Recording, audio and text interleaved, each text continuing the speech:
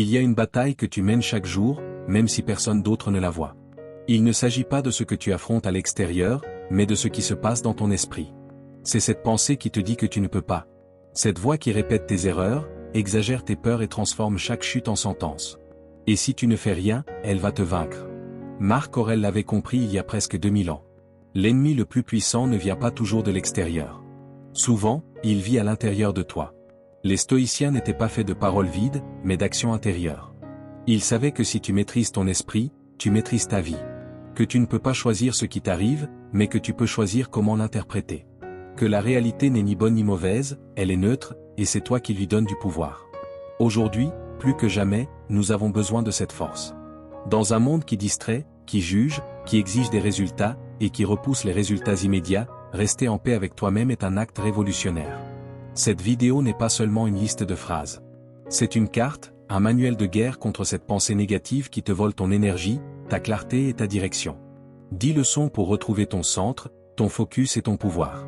Reste jusqu'à la fin, car ces enseignements peuvent changer la manière dont tu affrontes chaque jour. Et maintenant, imagine que ton esprit revient à toi. Si tu es prêt à prendre le contrôle, alors respire et va dans la zone des commentaires pour écrire « Mon esprit est mon allié, pas mon ennemi ». Écris-le maintenant, et commençons. Numéro 1. Maîtrise ton dialogue intérieur, ou il te maîtrisera. La bataille la plus constante et silencieuse que tu mènes ne se déroule pas dans le monde extérieur, mais dans les couloirs invisibles de ton esprit. Là, où personne d'autre n'entre, se livre une guerre entre ce que tu es et ce que tu crois être. Cette voix qui résonne lorsque tu échoues, lorsque tu doutes, lorsque tu souffres, n'est pas neutre. Elle est façonnée par tes habitudes, tes peurs et tes croyances non examinées. Si tu ne l'affrontes pas avec clarté et fermeté, elle devient un tyran. Les stoïciens le savaient. Il n'y a pas d'ennemi plus redoutable que celui qui habite à l'intérieur. L'esprit non dirigé se transforme en juge, en bourreau et en geôlier. Chaque pensée non remise en question creuse un peu plus ta prison intérieure. Mais le stoïcisme te donne un outil, la maîtrise de la pensée par la raison. Il ne s'agit pas de faire taire la voix intérieure, mais de l'entraîner, d'affiner son ton, de lui apprendre à te servir plutôt qu'à te saboter. Qui parle lorsque tu échoues? Qui définit ta valeur lorsque personne ne t'applaudit? Toi. Et si tu le permets?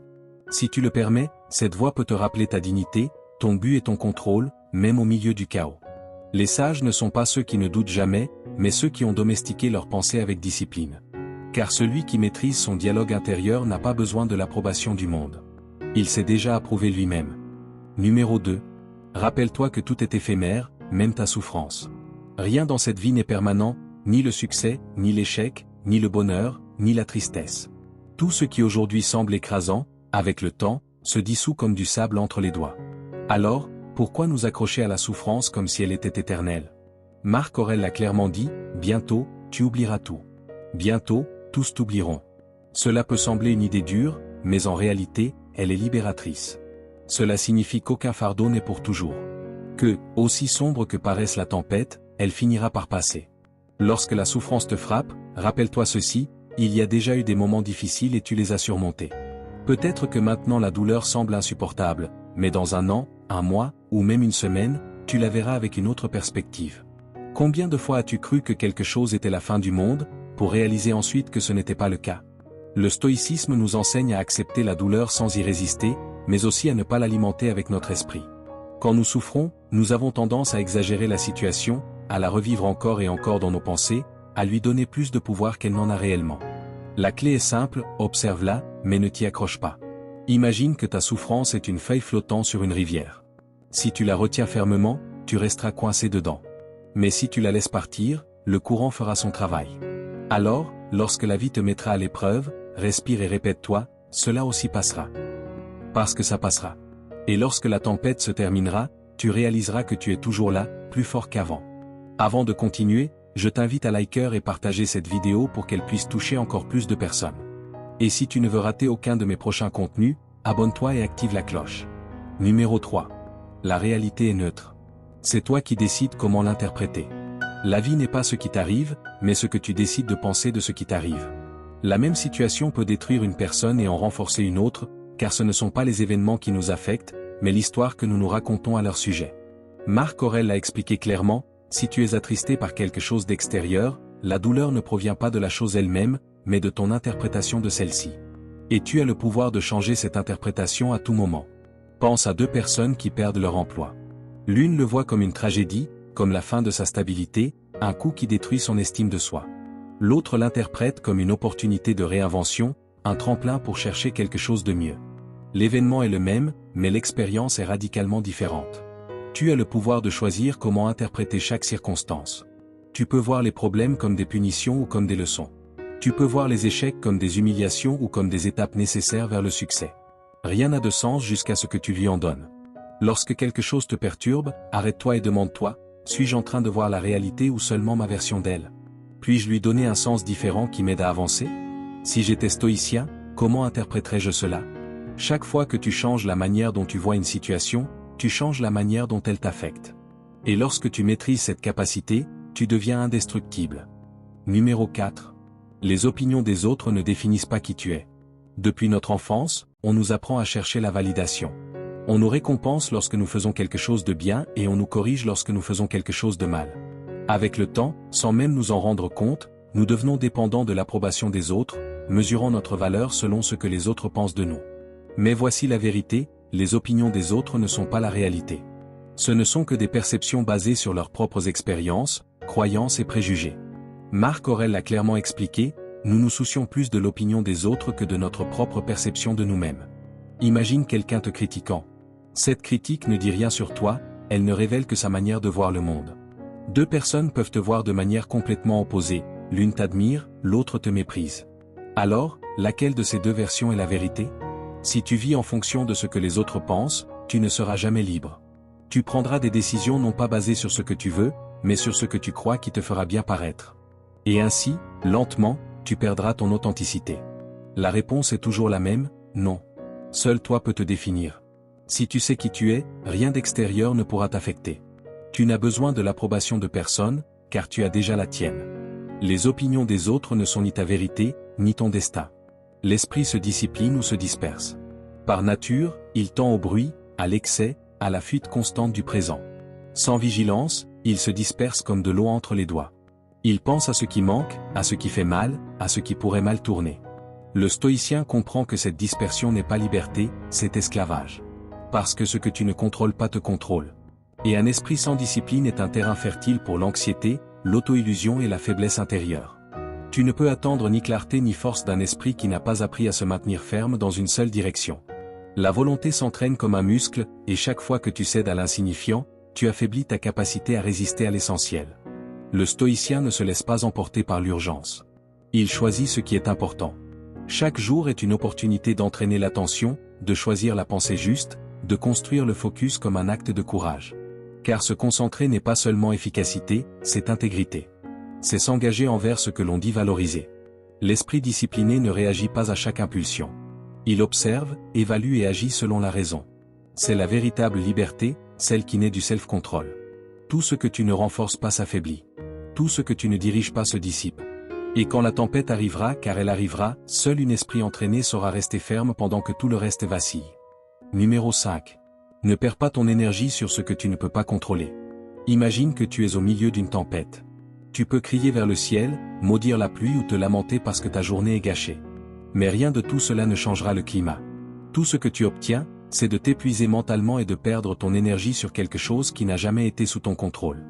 Les stoïciens comprenaient qu'une grande partie de la souffrance humaine vient de notre obsession à vouloir contrôler l'incontrôlable.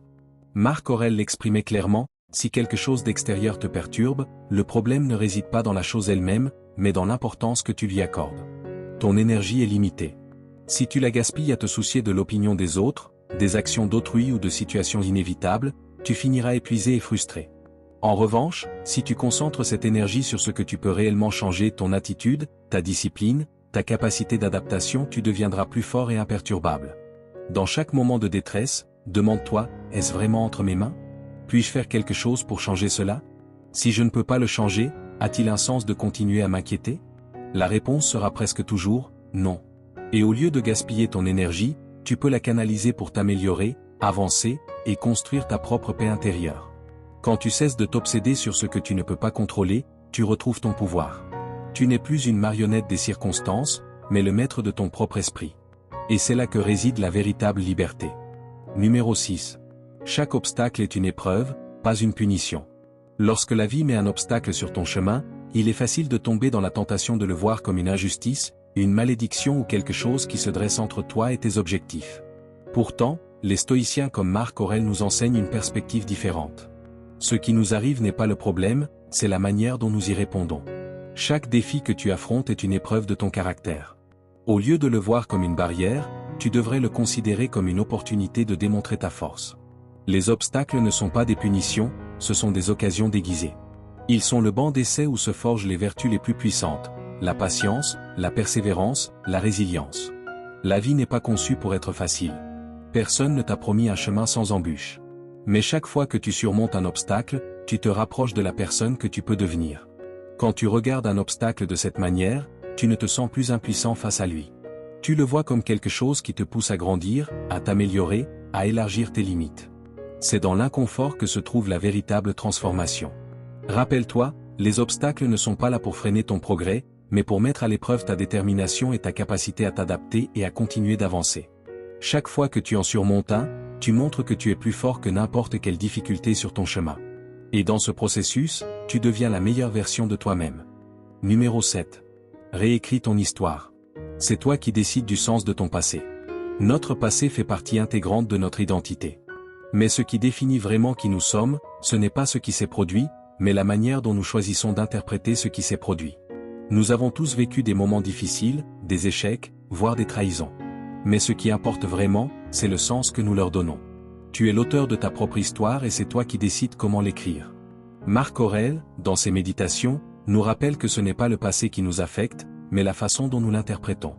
La manière dont tu vois tes expériences passées peut être l'une des plus grandes sources de pouvoir ou de souffrance dans ta vie. Si tu continues à t'accrocher aux blessures du passé, si tu les vois comme un fardeau qui t'empêche d'avancer, elles continueront à contrôler ta vie.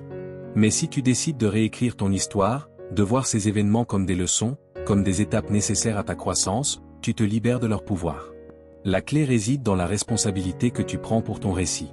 Il ne s'agit pas de nier ce qui s'est passé ou de minimiser la douleur, mais de choisir de ne pas laisser le passé définir ton présent. Tu peux voir un échec comme une leçon précieuse ou comme une défaite qui te marque pour toujours. Le choix t'appartient. Rappelle-toi que ton passé n'est qu'une partie de ta vie, pas ta vie entière. En réécrivant ton histoire, tu transformes la douleur en pouvoir, les erreurs en sagesse et les pertes en impulsion.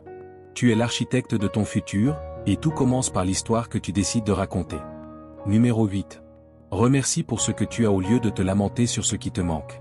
Nous vivons à une époque où la gratification immédiate et le désir constant de toujours plus sont la norme. Nous sommes entourés de publicités, de réseaux sociaux et d'attentes sociales qui nous disent que rien n'est jamais suffisant. Nous avons toujours besoin de plus d'argent, de plus de reconnaissance, de plus de succès. Pourtant, la véritable paix et le vrai bonheur ne viennent pas de ce qui nous manque, mais de la capacité à reconnaître et à valoriser ce qui est déjà devant nous. Marc Aurèle nous rappelle dans ses méditations que la vie est courte et que le temps s'évanouit. Ne le gaspille pas à désirer ce que tu n'as pas. Le désir constant de ce qui nous manque nous prive du pouvoir de profiter de ce que nous possédons déjà. Chaque jour est une opportunité pour pratiquer la gratitude et entraîner notre esprit à se concentrer sur le positif, sur ce que nous avons accompli. Lorsque nous focalisons notre attention sur ce qui nous manque, nous créons un espace mental de manque et de frustration. Mais si, au contraire, nous remercions pour ce que nous avons, notre vie se remplit d'abondance, non pas nécessairement matérielle, mais émotionnelle et spirituelle.